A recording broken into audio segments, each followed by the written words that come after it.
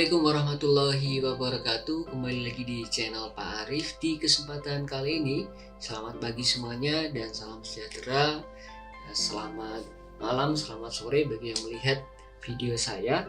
Semoga kalian lebih semangat dalam mempersiapkan seleksi CPNS tahun 2021. Nah, di sini saya akan membagikan informasi bagaimana caranya teman-teman bisa menangkap peluang untuk bisa lolos CPNS di Kejaksaan RI tahun 2021 guys. Oke, sebelum kita ke pembahasan lebih lanjut, jangan lupa klik subscribe dan loncengnya supaya tidak ketinggalan info menarik mengenai CPNS dan P3K tahun 2021 di channel saya. Oke, kita langsung saja ke pembahasannya guys. Oke, ya kita ke formasinya dulu. Ya, ada berapa sih formasi total yang dikeluarkan oleh Kejaksaan RI? Itu ada 4.148 formasi. Ini adalah lumayan banyak ya dibanding tahun-tahun sebelumnya. Ya, kemudian ini ada detail formasi Kejaksaan RI itu ada apa saja dan tahun anggaran 2021. Ya, sebenarnya sudah dikeluarkan di di Instagramnya Biro Kejaksaan, tapi saya pengen menyampaikan lagi dan memberikan informasi kepada teman-teman tips untuk lolos CPNS di Kejaksaan itu apa dan harus bagaimana. Oke, kita lihat detail formasi yang pertama. Ya, di sini ada ahli pertama perencana, itu kualifikasi pendidikannya S1 Ekonomi dan S1 Manajemen. Kuotanya 37. Nah, peluang SKD-nya itu tinggal dikalikan 3 saja teman-teman. Jadi untuk masuk lolos SKD itu 3 kali formasi. Artinya kalau kuotanya 1 berarti 1 kali 3 formasi berarti 3. Nah, kalau 37 kuotanya berarti tinggal dikalikan 3 saja. Berarti ada 111. Nah, misal teman-teman lolos atau masuk peringkat SKD di 100 atau 90, teman-teman lolos ke tahap SKB begitu teman-teman. Jadi silakan untuk bisa mencermati kuotanya dan kualifikasi pendidikan. Ya, pesaingnya ada jurusan apa saja. Ya, di sini ya pada slide ini yang paling besar kuotanya atau peluang lolosnya itu adalah SLTA atau SMA sederajat. Itu untuk peluang masuk SKD itu sekitar 1482. Ya, karena di sini kuotanya 494. Ya, kemudian ada SLTA atau SMA sederajat juga, ini pengadministrasi penanganan perkara itu ada 496. Ya, dikalikan 3 sehingga 1488. Kemudian jurnalis, ini yang suka di bidang jurnalis juga disediakan, ada D3 Komunikasi dan D3 Sosial Politik, tapi di sini kuotanya lumayan sedikit ya, 2 dikali 3 6. Jadi ada 6 jenis ranking yang bisa masuk ke tahap SKD. Kemudian analis rancangan naskah perjanjian, ini ya, ini S1 hukum dan S1 ilmu hukum, ini ada 77 kuotanya. Tinggal dikalikan saja 77 kali 3, 231 ya. Misal teman-teman setelah peringkat SKD masuk urutan 200, berarti teman-teman berhak melanjutkan ke SKB kalau tidak ada permasalahan teknis yang lain. Kemudian analis forensik digital. Ya, di sini ada kualifikasi pendidikannya, ada S1 Teknologi Informasi, S1 Teknik Elektro, S1 Komputer, S1 Teknik Informatika, D4 Teknologi Informatika, ya. Kemudian D4 Komputer, ya, D4 Teknik Elektro. Ini kuotanya 140. Ya, peluang lolosnya 140 kali 3 berarti 420. Ingat teman-teman harus bisa menyesuaikan kualifikasi pendidikan ya, jangan sampai tidak sesuai dengan kualifikasi pendidikannya, nanti teman-teman bisa bermasalah di pemberkasan. Ya, kemudian ahli pertama peranata komputer itu ada S1 Komputer, S1 Teknik Informatika dan S1 Sistem Informasi. Itu kuotanya 179. Ya, jadi untuk masuk SKD itu 179 dikali 3 itu ada 537. Ini sangat lumayan banyak. ya. Jadi teman-teman harus bisa memanfaatkan peluang ini, dan kita melihat ya di sini Kejaksaan RI membuka slot untuk teknologi informasi yang sangat banyak, S1 komputer, teknik informatika. Artinya ini sedang bergerak ke arah transformasi digital. Jadi teman-teman yang mengambil jurusan informatika atau komputer itu sangat cerah ke depannya ya, karena Indonesia itu butuh ke pembangunan infrastruktur dan teknologi seperti itu teman-teman. Jadi teman-teman harus bisa menangkap dan hati-hati ya, jangan terburu-buru, lihat dulu instansi yang lain juga ya. Ini ada instansi kejaksaan bisa jadi pegangan ya, ini kuotanya lumayan banyak ya, dan peluang lolos SKD-nya juga dilihat ya. Teman-teman jangan sampai terburu-buru, gali dulu instansi yang lain, barangkali masih ada Kemenkumham yang belum mengeluarkan, kita tunggu dulu. Nah, ini biasanya Kemenkumham dan Kejaksaan ya, kemudian Kemenkyu juga, Kemenkyu tapi tidak buka untuk tahun ini ya. Oke, kita lihat yang lain ya. Kemudian ada pengelola pengaduan publik ya. Ini ada D3 komunikasi, D3 administrasi, D3 teknik informatika, dan D3 teknik komputer ya. Kuotanya 141 ya.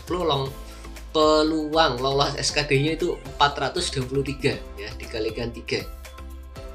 Kemudian pengelola data intelijen itu ada D3 komputer, D3 informatika, D3 manajemen informatika, dan D3 administrasi perkantoran. Itu kuotanya 432 ya. Di sini peluang lolos SKD-nya itu ada 1296. Ini juga lumayan banyak, ada 1000 ya. Teknik informatika, manajemen informatika ini berhak ini untuk bertarung di kompetisi menjadi pengelola data intelijen. Kemudian pengolah data perkara dan putusan itu administrasi pemerintahan, D3 ya. Kemudian D3 teknik informatika, D3 manajemen informatika, D3 administrasi perkantoran, D3 manajemen, itu kuotanya 495. Di sini peluang lolos SKD-nya ada 1485 guys ya, jadi lumayan banyak ya, banyak sekali. Kemudian Pranata barang bukti ada D3 administrasi, D3 komputer, D3 perkantoran, D3 manajemen, dan D3 sekretaris. Kemudian kuotanya 527 ya, peluang lolos SKD-nya ada 1581 ya. Kemudian disaring lagi ke SKB sehingga memenuhi kuota 527 ini ya. Kemudian terampil auditor ya, ini adalah jabatan atau formasi yang dituntut untuk peneliti untuk teliti ya dalam menangani kasus dan perkara. D3 akuntansi, D3 ekonomi dan manajemen, yaitu kuotanya 66 ya. Peluang lolos SKD-nya 66 kali 3 sama dengan 198 ya. Ini lumayan banyak juga ya. Ahli pertama dokter gigi itu spesialis gigi dan mulut 2 ya, juga peluang lolosnya kecil 6. Kemudian dokter spesialis anak juga kecil ya, peluang lolosnya itu 3 besar untuk lolos SKD ya. Jadi ini teman-teman, di sini di slide ini yang paling besar yang mana? Pengelola data perkara putusan dan pengelola data intelijen, ini ada 1000 lebih ya. Kemudian Pranata barang bukti juga 1000 ya. Artinya ini adalah kesempatan yang sangat menarik buat teman-teman yang kualifikasi pendidikan sesuai ya. Kalau yang tidak sesuai, tidak apa-apa, teman-teman jangan putus asa, pasti ada yang sesuai di instansi yang lain. Tinggal sabar saja nunggu yang lain mengeluarkan formasinya. Oke, kita lihat lagi di slide selanjutnya. Nah, kita melihat di bagian kesehatan ya, di di kejaksaan ya, spesialis kesehatan ini sedikit ya, kuotanya ada satu semua ya, mulai dari spesialis dokter bedah ya, bedah saraf, kemudian forensik, dokter kandungan, mata, radiologi, rehabilitasi medik, dan spesialis rehabilitasi THT. Nah, ini ada kuotanya satu semua, kemudian peluang lolosnya itu hanya 3 besar atau kecil sekali ya, tapi nggak masalah. Ini buat tantangan buat para dokter itu pintar-pintar semua, saya yakin ya. Persaingannya juga lumayan ketat ya. Oke, jangan patah semangat, persiapkan hal yang matang dan terbaik dari diri Anda. Oke, kita lihat ini ada ahli pertama jaksa, ini luar biasa ya. Kuotanya, kenapa saya katakan luar biasa, kuotanya 1000. Coba teman-teman bayangkan saja, peluang lolosnya itu ada 3000 peringkat, sehingga teman-teman ketika ada peringkat 1500 pun teman-teman bisa lanjut ke SKB gitu.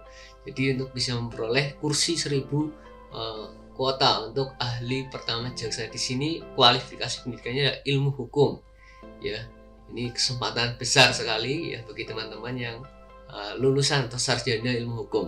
Kemudian ahli pertama peneliti, ini yang suka calon akademisi yang suka penelitian. Ini ada S2 ilmu hukum dan S2 ilmu sosial. Kuotanya 3 sehingga peluang lolosnya itu 9 ya.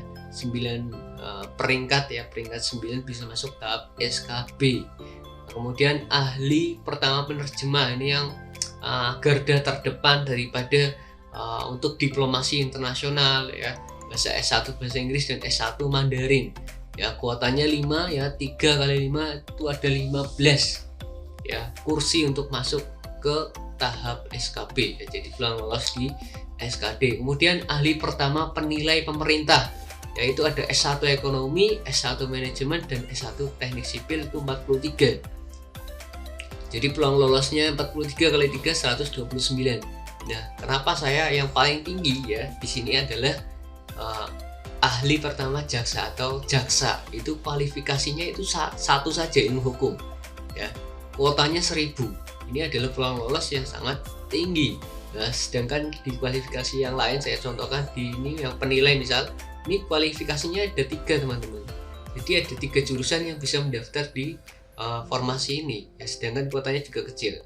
Nah, di sini hanya 1 kualifikasi pendidikan. Ilmu hukum ini sangat istimewa untuk jurusan hukum ya. Semoga kalian teman-teman yang dari sarjana hukum bisa lolos semuanya ya. Jangan lupa belajar ya. Kalau kalian hanya membayangkan saja, nanti tidak ada tindakan, nanti sia-sia peluang yang sudah diberikan oleh pemerintah. Ayo manfaatkan, jadilah bagian dari perubahan di aparatur sipil negara ya. Oke, jadi teman-teman harus bisa memanfaatkan peluang ini ya. Jadi yang SMA juga di kejaksaan juga sangat berpeluang ya di sini ya. Teman-teman yang lulusan LTA atau SMA biasanya nanti ada persyaratannya belum muncul, persyaratan detailnya mulai dari tinggi badan, kemudian berat badan dan lain sebagainya, umur ya, ini belum keluar ya. Ini kita tunggu saja ya. Kalau PNS biasanya tidak boleh lebih dari 35 tahun ya, itu teman-teman yang harus memperhatikan. Jadi harus bisa memanfaatkan kesempatan ini. Semoga bermanfaat informasi yang saya berikan ya. Kalau ada ide mengenai apa yang harus teman-teman ketahui, silakan ketik pada kolom komentar, insya Allah nanti akan saya buatkan videonya ya. Kemudian mengenai tes CPNS juga akan saya share video-video latihan TIU, TWK maupun TKP. Oke, saya kira itu saja dari saya. Jangan lupa share ke teman-teman biar dapat manfaatnya. Dan di 1000 subscriber nanti saya akan mengadakan giveaway. Jadi tetap subscribe channel saya dan pantau ya. Oke, saya kira itu saja. Wabillahi taufiq wal hidayah. Wassalamualaikum warahmatullahi wabarakatuh.